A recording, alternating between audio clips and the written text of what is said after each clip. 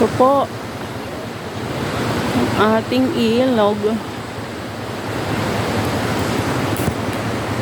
Tuwang-tuwa pa naman tayo dahil nagawa na yung ating tulay. Kaso ito po ang nangyari. Talagang lusak na lusak.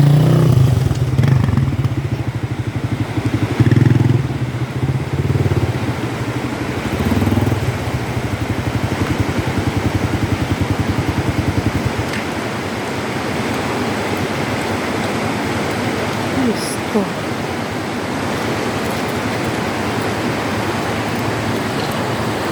Pamilya ni ni Cabo. Sila na lang mag-ama ang nagtatawid ng pati motor talagang itinawid nila.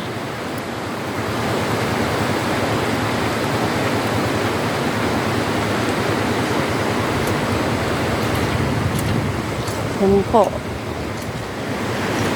nangyari sa ating tulay. Meron pong naiwang balsa, ang kaso hindi alam kung saan idadaan.